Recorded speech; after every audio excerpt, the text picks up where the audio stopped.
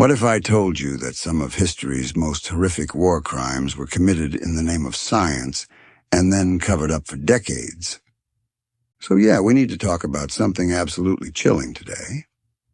And I'm not going to sugarcoat it. This is one of those topics that's going to make you uncomfortable. But it's important. Because what happened with Unit 731 is something that a lot of people outside of Asia have never even heard about. And that in itself is kind of the point. During World War II, while the Holocaust was happening in Europe, Japan was conducting its own horrifying experiments on human beings in occupied Manchuria, which is in northeast China. And when I say experiments, I don't mean anything close to ethical. I'm talking about some of the most brutal and inhumane acts ever documented in modern history. Let's rewind to the 1930s. Japan is expanding its empire aggressively across Asia. They've invaded Manchuria in 1931 and set up a puppet state called Manchukuo. And it's here, in the city of Harbin, that a military doctor named Shiro Ishii gets the green light to establish a covert biological and chemical warfare research facility. Now, Ishii was a smart guy. He'd studied medicine at Kyoto Imperial University and was obsessed with the potential of biological weapons. He convinced the Japanese military that germ warfare could be a game changer, especially since Japan had signed the Geneva Protocol in 1925, which banned chemical and biological weapons. His logic? If everyone agreed not to use them, they must be incredibly powerful. Classic villain origin story vibes, honestly. So in 1936, Unit 731 officially comes into existence. On paper, it was called the Epidemic Prevention and Water Purification Department of the Kwantung Army. Sounds pretty innocent, right?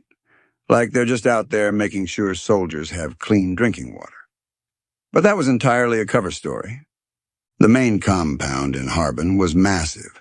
We're talking about 150 buildings spread over 6 square kilometers. It had laboratories, crematoria, barracks, and even its own airport. At its peak, Unit 731 employed over 3,000 people, including doctors, scientists, and military personnel. But here's the thing that makes this even more disturbing. It wasn't just one facility. Unit 731 was the main hub, but there were multiple satellite units across China and Southeast Asia. Unit 100 focused on plant and animal diseases.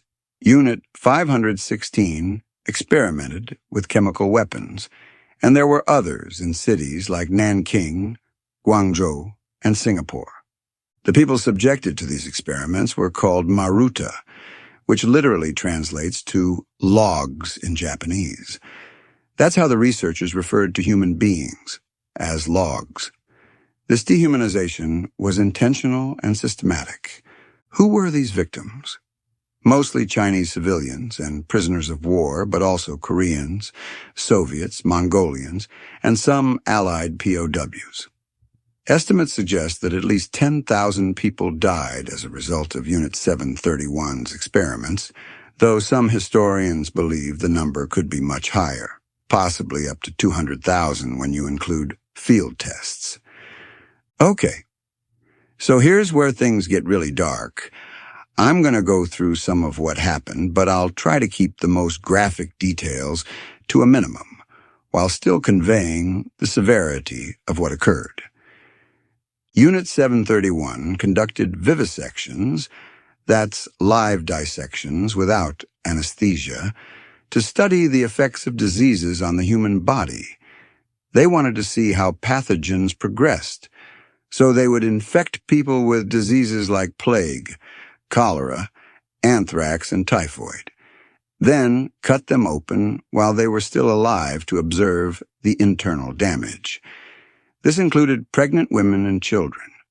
They tested frostbite treatments by freezing people's limbs, then experimenting with different methods of thawing.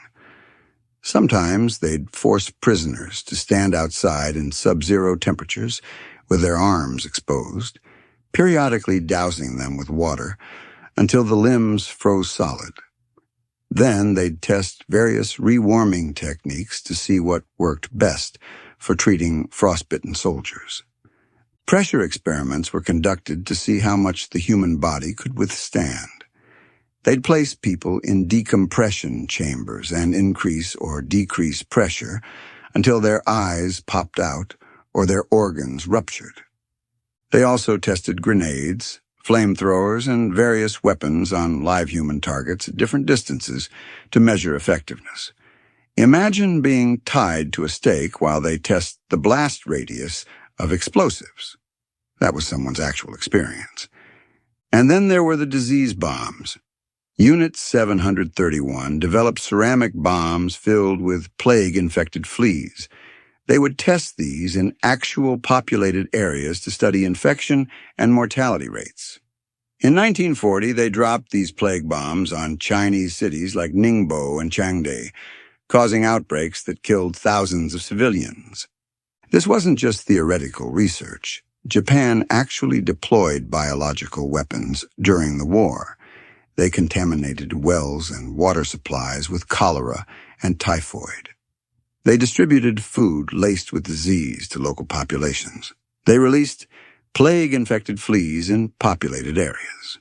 One of the most documented incidents was in Changde in 1941, where they dropped wheat and rice mixed with plague-carrying fleas from aircraft. The city experienced a severe plague outbreak shortly after, killing hundreds of people. And here's the kicker.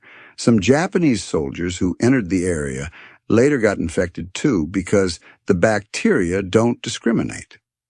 As World War II was winding down and Japan was facing defeat, Shiro Ishii ordered the destruction of Unit 731's facilities in 1945.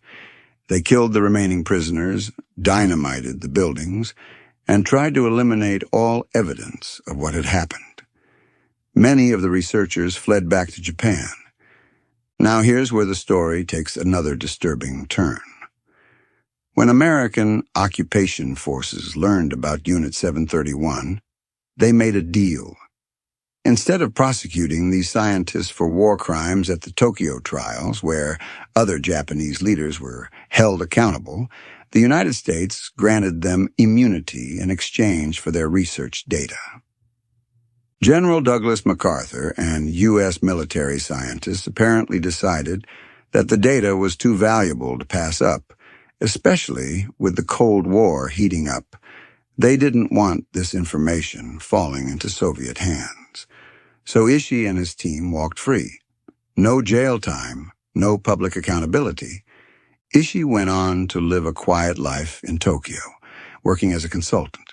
He died of throat cancer in 1959 at the age of 67, having never faced justice for the atrocities he orchestrated. Many of his colleagues went on to have successful careers in medicine, academia, and pharmaceutical companies in post-war Japan. For decades, the Japanese government refused to acknowledge Unit 731's existence. It wasn't taught in schools, it wasn't discussed publicly, and even today it remains a controversial and sensitive topic in Japan. In 1997, several Japanese academics and journalists started pushing for acknowledgement. Some lawsuits were filed by Chinese survivors and families seeking compensation and official apologies. While Japanese courts have acknowledged that Unit 731 existed and committed atrocities, they've generally dismissed compensation claims on technical, legal grounds. There's a museum in Harbin now at the site of the former Unit 731 headquarters. It opened to the public in the 1980s and has been expanded several times. Walking through it is reportedly a haunting experience. You can still see some of the original buildings, including the crematorium and parts of the prison. You might be wondering why I'm making a video about something that happened 80 years ago. Fair question. Here's why it matters. First, acknowledging historical atrocities is crucial for preventing future ones. The fact that Unit 731 remains relatively unknown compared to Nazi war crimes is itself a problem. All victims of war crimes deserve to be remembered. Second, the ethical implications of the U.S. granting immunity in exchange for data is something we should grapple with. It set a precedent that valuable scientific data could be worth more than justice. That's a troubling calculation. Third, this history continues to affect diplomatic relations in East Asia today. The tension between Japan, China, and Korea isn't just about events that happened during the war. It's about how those events have been remembered, acknowledged, or denied since then. Unit 731 represents one of the darkest chapters in human history, sitting alongside the Holocaust and other genocides as a reminder of what happens when human beings are stripped of their humanity and treated as expendable. The experiments conducted had no legitimate scientific value. They were torture, dressed up as research. The suffering inflicted was immense and inexcusable, and the subsequent cover-up and lack of accountability added insult to injury for the survivors and their descendants. It's uncomfortable to learn about this stuff. Trust me, researching this video was rough. But I think it's important that we don't look away from uncomfortable truths. History isn't just about celebrating the good stuff. It's about confronting the bad and the ugly too, so we can hopefully make better choices going forward. If you want to learn more, there are some excellent books and documentaries on this topic. Just be warned that many contain very graphic descriptions and imagery. Thanks for watching, and I'll see you in the next one.